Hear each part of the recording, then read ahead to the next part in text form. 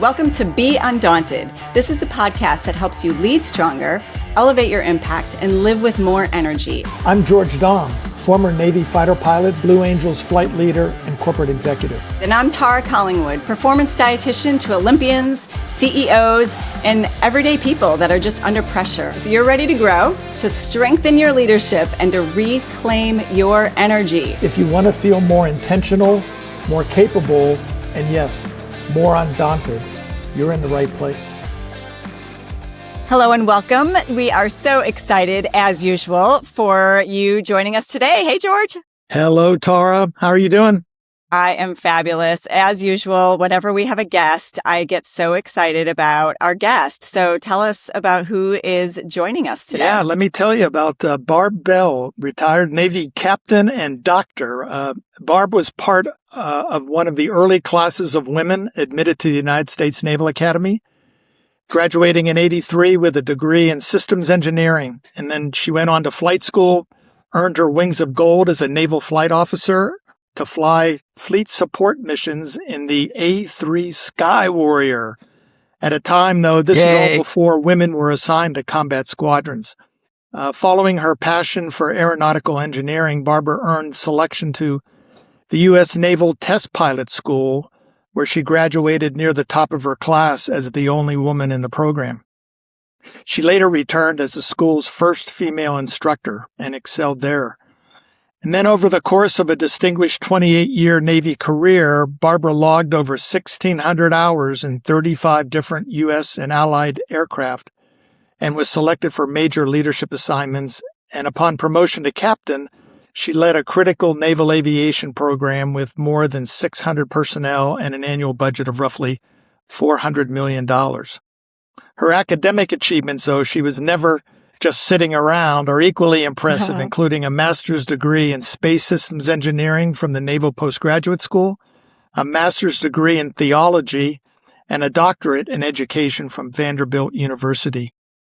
Today, Barbara teaches leadership and ethics at the Naval Academy, speaks to organizations around the country, and is the author of an outstanding book entitled Flight Lessons, a deeply insightful reflection on leadership, resilience, grit, and navigating turbulence in both life and career. So a perfect guest to have on a podcast entitled Be Undaunted. Welcome, Barbara. Well, thank you. Yeah, I can't think of anyone more perfect for us. You know, has the flight background for you, has the leadership style. I mean, I'm so excited. Me too. One of our core themes on Be Undaunted is clarity of vision, of having a mission, a vision of where you want to go, and a strategy to get there. So, Barb, can you tell us how important was achieving clarity and direction throughout your career? Clarity and direction, come piece by piece. Oftentimes when I speak to kids today, they think they've got to have it all figured out. For me, it started with I had this vision that I wanted an education beyond what my family could possibly afford. So my next step was to go to the U.S. Naval Academy to get that education, which became the foundation for my calling as a naval officer. I felt extremely called to become a naval officer. And then as I worked my way through my career, other opportunities came my way, but I was always wanting to serve and be that naval officer. Then my calling changed. I felt that call to retire, and then a new calling was placed on my life, and that was to be an educator and to develop the next generation of leaders for our world. And that's what I continue to do today. So if I look at a through line, it's that sense of calling. Yeah. And if I could tag on to your comment about, young people thinking they need to have things figured all out these days, precisely whatever. And then they're frustrated sometimes because they don't have, now some do. Some do, of course. They're unique and they're the few. And, what I've always found is, you're a great example. You had a sense of, I want to serve my country and I want to go to the Naval Academy. So get headed in a direction absolutely that speaks to you. And then as you develop competence and so forth, and you get really good at whatever you're assigned, then the passion starts to emerge, is what I found. It's like you have to have some water underneath your rudder in order to generate some direction. Or as you and I would speak, we need some airspeed. We need airspeed in order to fly. But first we've got to, let go of the brakes and we have to move forward. Yeah. We don't have to have it all figured out, but we've got to move forward. And passion is grounded in confidence, right? Once you're good at something, then the passion then comes. But so, when we read your bio, impressive, and like you just said, you have this clarity about what you want. But I'm guessing that there may have been some times throughout your career that you were uncertain, or there was some adversity, or, something sort of came along where you're like, I don't know which direction to go next. Or were you really just laser focused, like, okay, done with this position, now I'm going to go for that position? Like, tell us about, kind of that idea of when you're a little uncertain, how do you find that clarity? There's a lot of practice. Okay. Absolutely. So I went to the Naval Academy, joining the fourth class of women to go to school there. And while the law said we could be there, much of our experience told us differently. Had I known that before I went, would I have gone? I don't know. But what I knew is that I wanted an education unachievable anywhere else in the world. And the challenges, it was exhausting. There were many that felt that we should not be there as women. While the law said we could be there, our experience said, maybe not.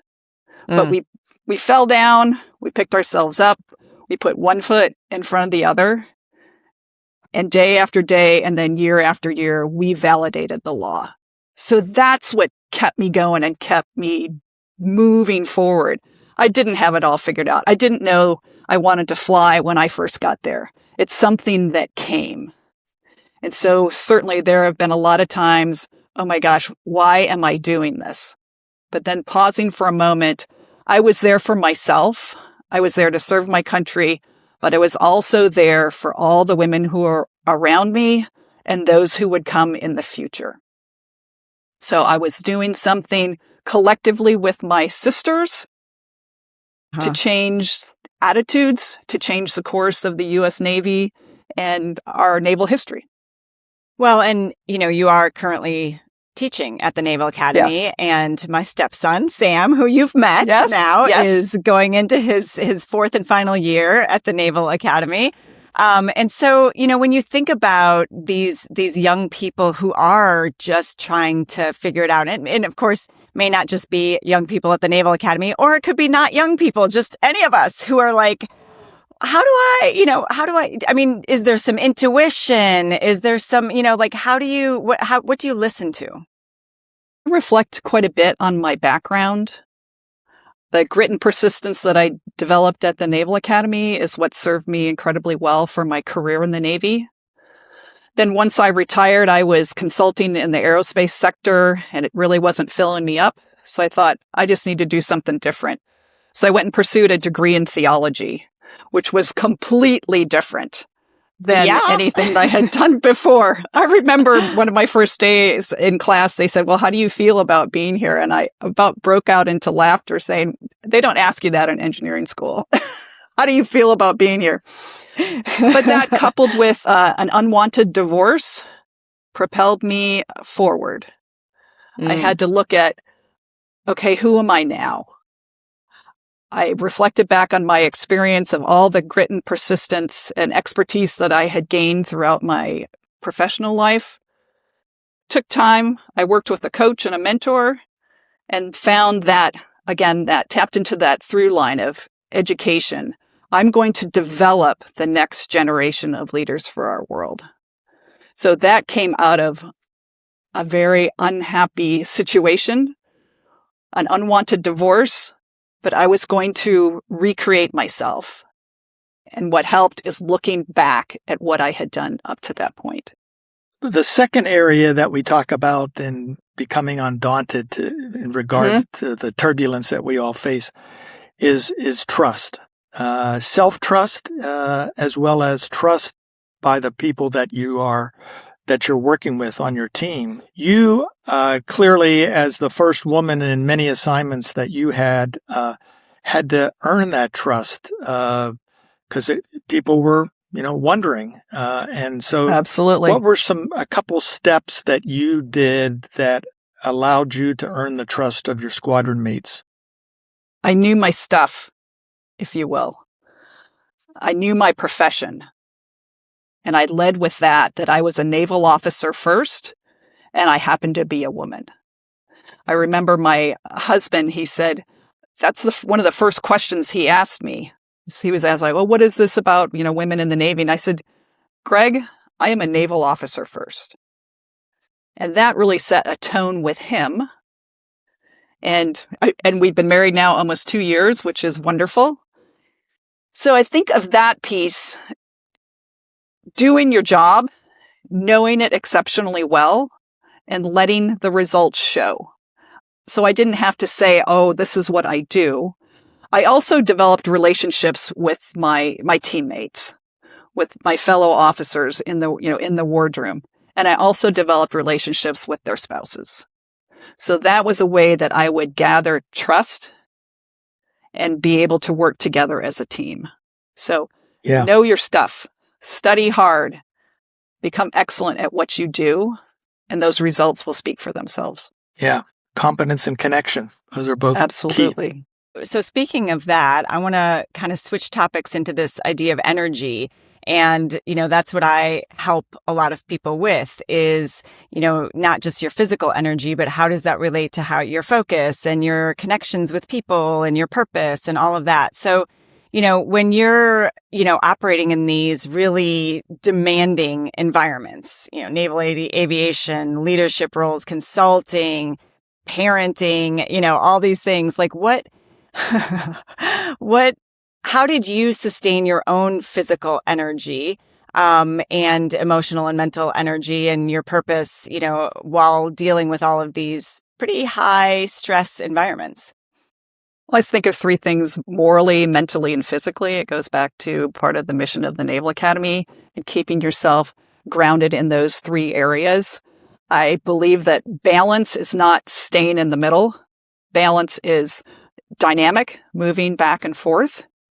One of the best descriptions I have is, remember those balance boards? It's a board. It's maybe like, 1 by 3, and there's a cylinder. Yeah. And so you're balancing on that, but it's dynamic that you're balancing. And you can get those great excursions, and you've got to come back from that. So maybe that excursion is, I haven't spent enough time at home. I've got to bring it back. I've got to spend time with my team. I need to exercise. If I don't exercise, and my kids would say, Mom, I think you need to go exercise. So they would give me a little bit of guidance. When I was going through test pilot school, the hardest I've ever worked in my professional life, my friend Harry Robinson and I, every lunchtime, we would go to the gym and we would go swim. And it was amazing how well that worked for me. When things are starting to ball up for yourself, I'd jump in the pool, we'd swim a ton of laps, and all of a sudden you come out with some clarity as to, oh, this is what I need to do next. Then I think spiritually as well. I'm a Christian, and it's been critically important that I have that hold on my faith. So balance is not staying in the middle. It's dynamic, and recognizing where you're starting to go on that large excursion and bringing it back to center. But it goes like this. Maybe it goes in multiple dimensions. Roll, pitch, and yaw. That's a great illustration, of course. And for the leaders that are listening, not only do you have to build and manage your own energy, but you also need to manage the energy of your team. Talk about how you thought about that, because we see a lot of leaders who just want to grind and, don't even think about their folks. In fact, if you're not putting in untold hours, then you don't really care. You're a wimp. Right. That is absolutely not true.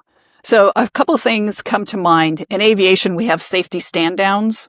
Particularly after an aircraft accident or some sort of incident, we say, okay, we're stopping for today. I did that with my class this past year after 9/11. Said, okay, we're stopping today.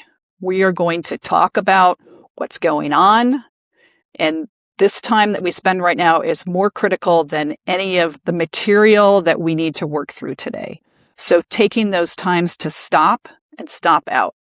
When I was in command, I had the command exercise program, is what I called it, and it was called Take the Captain for a Walk. So I invited my team members to get on my calendar, and we would go for a walk. So one of my team members, he would bring his walking points with me, and we would go and we would chat. And I would check in with all the different team members, and I'd say, "Hey, Steve, I see you haven't gotten on the exercise program." And I'd get this, "I worked out yesterday." And I'd say, "Oh, but please come and do that." So my team members had the opportunity to walk with me, and I could check and see how they were doing, and they could check and see how I was doing. I had some contractors that were working in my team. So I had military, I had government civilians, and I had contractors. And one came to me and he said, "Ma'am, we need to have some kind of group activity." I said, "Well, what do you want to do? Let's have a cookout." "Absolutely. Go ahead. Do it."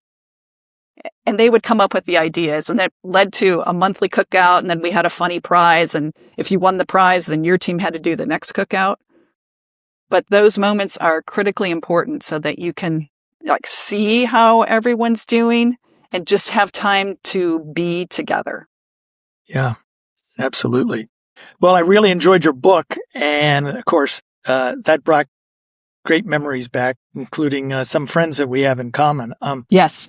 And I thought we'd cover portions of your book so the audience can benefit from some of the really great takeaways that you have in the book. So your first section of your book, part 1, was gritting it out. And exactly. So tell us a little bit about your plebe year at the Naval Academy, as you were, I believe, in the 4th class that had women, and the chapter you entitled Defending Our Presence. What was that about? Defending our presence. Yes. It brings back a lot of memories for me, good and bad, of course. Yeah. Again, the law said we could be there, but we had to be there, and we had to be doing the hard work. There were a couple incidents that were very difficult to work through my plebe year, such as James Webb's article on Women Can't Fight, and it was all about women at the Naval Academy and how we had no right to be there. On the heels of that, the Chief of Naval Operations came and spoke to the entire brigade of midshipmen in the Forrestal lecture. I don't remember what he said during that lecture, but I certainly remember what he said afterwards. A brave woman, Kathy Bussell, she was a Navy helicopter pilot, or went on to become a Navy helicopter pilot. And what she said to Chief of Naval Operations was, "You've allowed women to come to the Naval Academy. Why are you not opening the jobs?" To which he turned it back on her and said, "So are you telling me that women don't belong here?" To which nearly 4,000 men rose to their feet and gave him a standing ovation. My heart still skips a beat. I can still feel it pounding. It's not as much as it used to be. But we walked back to our rooms with our heads down, put one foot in front of the other, and we were not going to leave.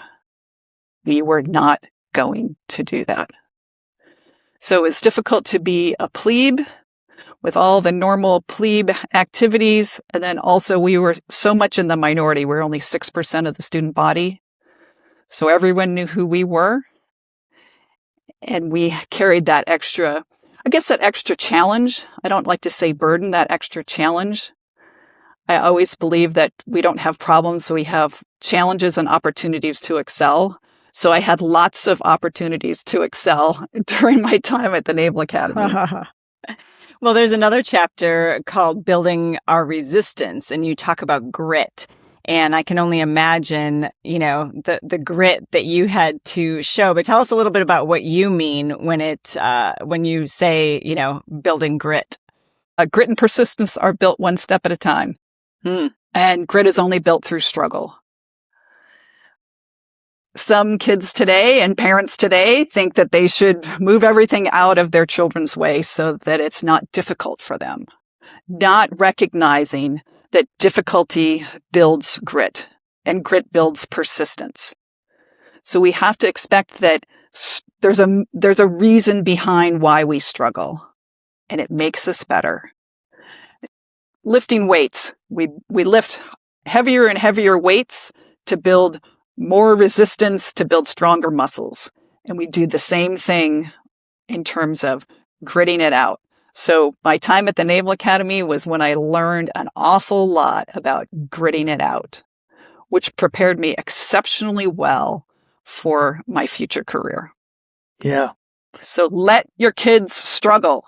Let them struggle. Amen. I agree. In that first section on grit, there's a chapter of stand up and speak out, and it talks about an experience you had where there was a male midshipman who was being unfairly harassed by the upperclassmen, and you stood up for him. And tell us about that, and what was the effect of that? Absolutely. So it wasn't just the women that received harassment. It was men as well.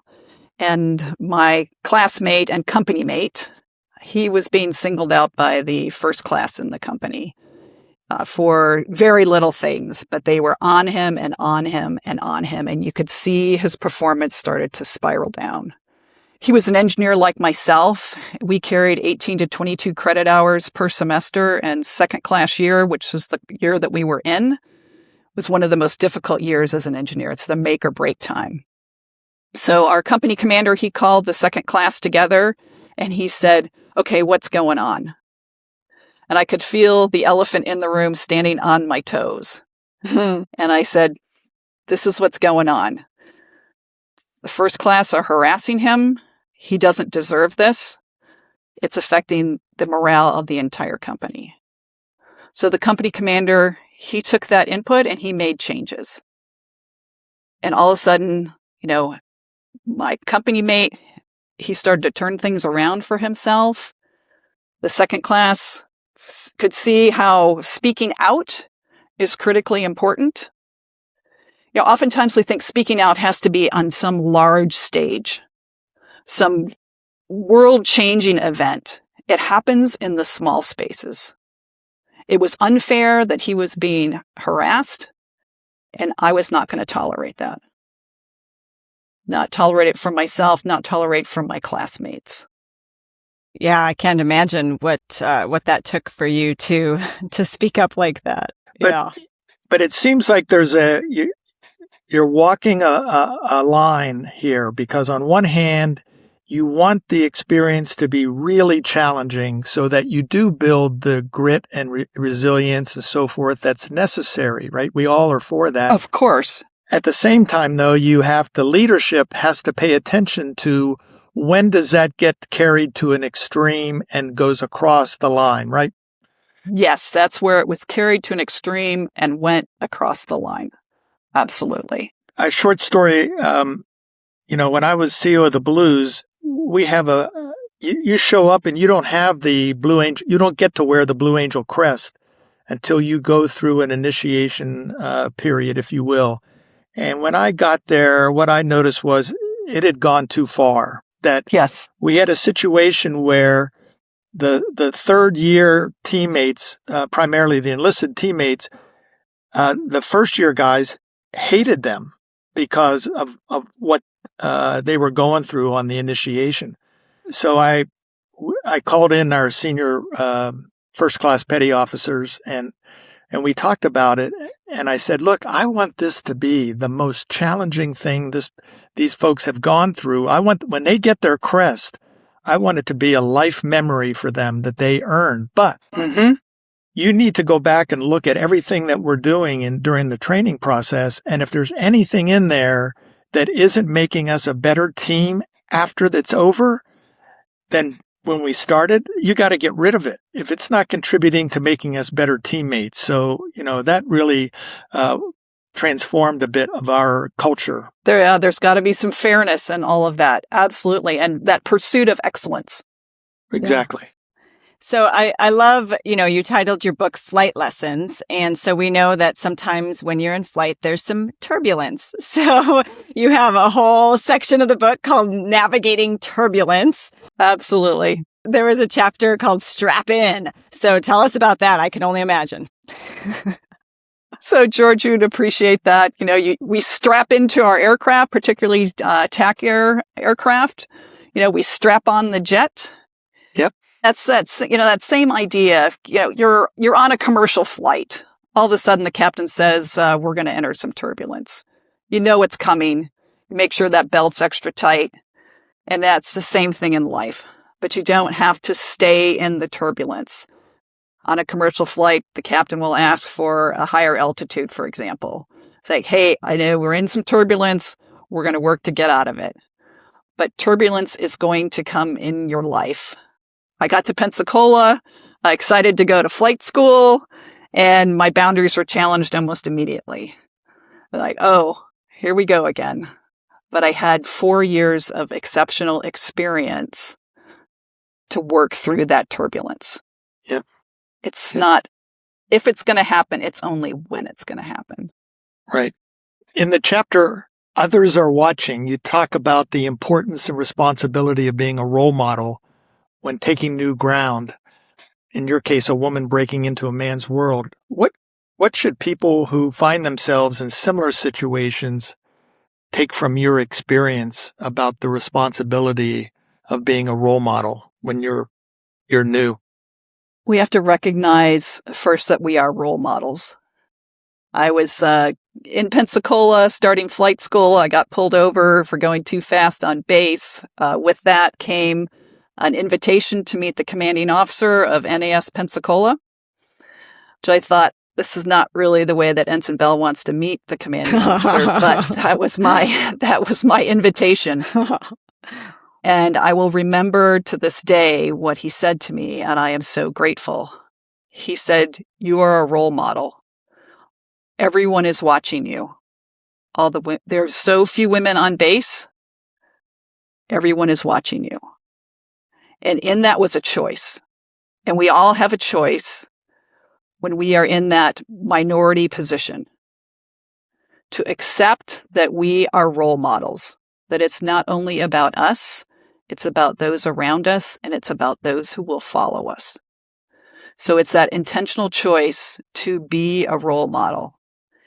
And as I embraced being a role model, and I was going to do that for good, I knew that the sailors were watching me. I knew that my classmates were watching me. I knew the instructors were watching me. I could drive on base. I knew people were watching me. Played out very well when I was a captain. And I was the first woman to take over the Air Traffic Control and Combat ID Systems Program Office. But it was a great advantage. I was going to bring visibility to the organization that was struggling to get the help that we needed to turn things around. And it was based on those years of embracing, I am a role model. I have visibility. I'm comfortable with visibility, and I can be a change agent. So to those leaders out there who find themselves in a minority position, all of us have been in a position like that at some point in our lives. Recognize this is an opportunity as a role model and as a change agent. Yeah. That's how I turned things around in that program office. Yeah. I had I could bring visibility, the visibility that we needed to get the extra help to turn things around. That's amazing. Yeah, we forget sometimes how many eyes are on us, and we're just trying to get through the day and don't realize that, yeah, we are, especially if you're in a leadership position, right? So there was another chapter called Gifts Often Come in Unexpected Packages. And I think we can all relate to this in our lives. It's like, is this good news? Is this bad news? I don't know. What's going to happen? So tell us how you had some disappointment that actually ended up turning out to be, a path towards something different. Absolutely. So tradition in naval aviation is that if you graduate at the top of your flight school class, you get your first choice of an aircraft. Back in 1984, when I got my wings, there was a little bit of fine print, which said, unless you're a woman, which was the combat exclusion laws. So I was assigned the A3 Sky Warrior. I didn't even know what that was. They said, if you go to the museum next door and you walk out back where they don't mow around the aircraft anymore, there's one there. Oh, so no. I can remember going through the museum underneath the Blue Angel diamond, that's hanging from the ceiling, And going out back and seeing an A3 for the first time, it's like, well, honey, I guess it's you and me. So I was disappointed, but the A3 gave me everything that I needed to go to test pilot school. I got to go to the boat. Where very few women were going to the aircraft carrier. I got my 1,000 hours of flight time. I got all my quals. I got all the recommendations that I needed. And I got picked up the very first time I submitted my package for test pilot school. So gifts do come in unusual packages. They do. We don't always see it as that when we're given it. Like, oh, great. No, but it's great advice to do the very best at whatever opportunities you're presented with, and the system will typically seek you out if you build a reputation that you are motivated, dedicated, and you, as you said at the very beginning of the conversation, you know your stuff. People will come after. And, you know, as a footnote, it was sad when the A3 got retired because its last role, you know, was doing electronic surveillance and so forth. And I just remember, you know, we always wanted to have fighter protection in case when it was flying off the coast of Libya or Syria or wherever. And it was much easier to protect the A3 because it was a fast jet compared to... It's a fast jet, yes. When it was replaced by the S3, which was really slow. And it was a lot more challenging if anybody responded to that. But anyway. Okay, so moving on to part 3. You write about the repeal of the combat exclusion laws that you mentioned here that allowed women to serve in combat roles.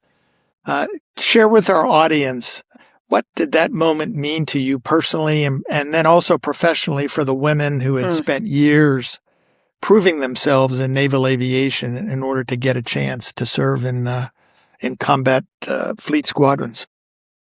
It's a follow-on to just what I was speaking about, the gifts come in unusual packages. The reason I got A3s was because of the combat exclusion laws.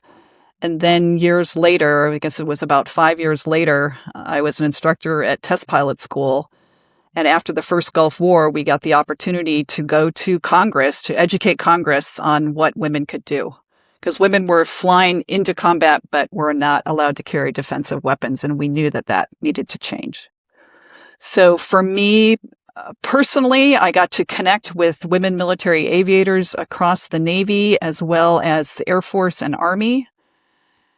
We got to walk the halls of Congress. I got to meet with the senator who gave me an appointment to the Naval Academy and got to say to him, "Sir, you gave me an appointment in 1979. It's time that I have equal opportunity."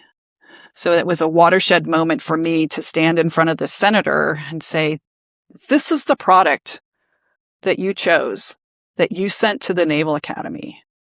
And now we're asking for help in terms of opening up the combat exclusion laws. So after our work on Capitol Hill, led by Captain Rosemary Mariner, she was the first woman Navy jet pilot, Congress listened.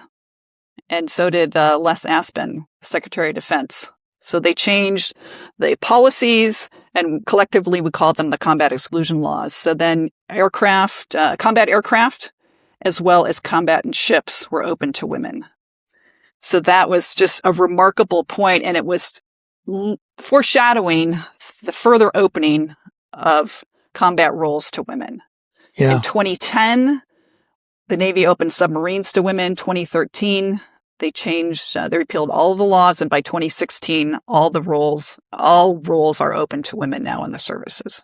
I mean, it's shocking to me that in 2020, that was 10 years ago. That was, that this was just so recent that all of this happened. So yeah. I could sit here and listen to you all day talking about all the things that you and some of your other colleagues at the time were doing. So on the same note, you have something in the book called "Don't Clip Your Own Wings." So, don't sell yourself short. Don't sell yourself short. Yeah, when you're working with these young people, again, it's such a gift that the Academy has you right now, the Naval Academy. I'm so excited that, so many young people are getting to hear from you. But, what do you tell them about, don't sell yourself short? I think of the times when young people like, well, I can't do that because I might want to have a family, or I might want to do this. I don't know. I'll never get in. Like, well, you have 100% chance of not getting in if you don't put in your application. Exactly. Like, oh, I'll never get into test pilot school. Actually, my detailer told me that. Like, oh, he's like, that's really hard. Like, of course it's hard. That's why I want to do it. But when we say, oh, well, that's too hard, I'll never get in, why should I try? Those should be red flags to you to say, oh, I need to unpack that. Why would I say that? Go for it. I wanted to become an astronaut. I failed my tuberculosis test. It wasn't anything that I did, but I had been exposed to TB at some point, in my professional life. And NASA said, you're disqualified. So I could have said, oh, well, but I got the chance to apply to NASA. That was great. And now I work with a fantastic group of women astronauts through a group called Astrofemina. And we go out and we provide speakers and role models to girls in STEM education, K through 12. I work with these women now. It's fantastic. So yes, don't clip your own wings. I can't do that. Oh, it's too hard. Like, oh, well, because it's hard, that's why you should do it. Exactly. Yeah. Well, as we wrap up here, this has been a wonderful conversation. We end it as we always do with Tara and I will share a couple takeaways that we got from this, and then Barb will give you the last word of anything you'd like to share with our audience. And Tara will put into the show notes, how to connect with you and your website and your book and all of that. So folks can follow up and start a conversation with you about anything they're curious about. But so Tara, over to you. Give me a takeaway. Well, my takeaway is Barbara Bell is one badass woman. I mean, I knew you were amazing before this, but now after listening to you and hearing more and more about, the ceilings that you were able to get through, just on behalf of women in the military. And, it's just fascinating to hear. And thank you. Thank you for everything that you've done. Thank you for taking the time for talking with us and sharing your wisdom, your leadership. Yeah. I think a lot of people are going to be interested in your story and pick up your book, Flight Lessons, because this is just the tip of the iceberg of what we talked about today, of the rich stories. And that's what I love about the book, is there's a lot of stories of examples of things that, how this has happened. Right. And also she does a great job in each chapter sharing with people, here's how this applies to you, and you can navigate based on her experiences, take advantage of that. So that was really helpful. For me, this brought back some amazing memories. And, we've touched on it a bit, but boy, those days were really, really, talk about disruption, and not easy. And honorable people felt very differently about the idea of having women in combat. But, I happened to be the executive officer and then the commanding officer of a squadron in the 1st East Coast Air Wing that brought women in. And it was a real challenge because I had no mentors that could give me advice. My civilian mentors, they had it, but theirs was a 9-to-5 experience, and my military mentors had none. So we had to sort of figure it out ourselves. Mm-hmm. And I was really, I don't believe there's any other organization, certainly of the size and the magnitude of the Department of Defense, that could have made that kind of culture change so quickly, because literally we were 5 months from going on deployment for 6 months, and we got the word, okay, there's women coming, don't screw it up. And that was the task. And I can frankly say that we were better on the deployment where we had women on board than the previous deployment with just men. And that was just because we had opened up the gene pool to 50% of the population. More of the thing. And there were some wildly talented people. Now, not everybody in any group is perfect, right? We had some issues, just like we have issues with men.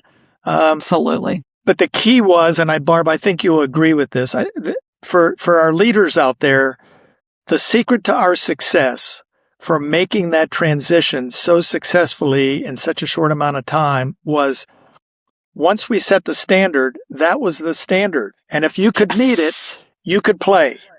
Absolutely. And if you couldn't meet it, then whether you're a man or a woman or, then you're not going to play. And we washed out a female pilot during workups because she just wasn't able to land the aircraft consistently. But we also washed out 2 or 3 men. I mean, so absolutely. And that was what was key to the morale, was that the young people, of course, all they cared about was as long as the standard is fair, then it doesn't matter.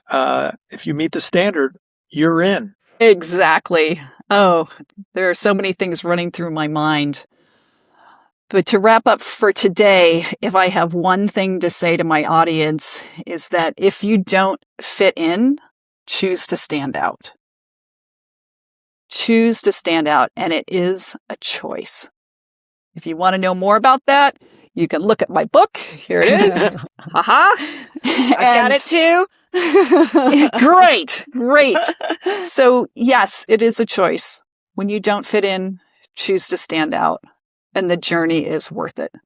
Absolutely. Thank you so much, Tara and George, for inviting me here today. I so appreciate it. It's been a great afternoon. You're welcome. Well, thank you again for joining us, and thank you all who are listening.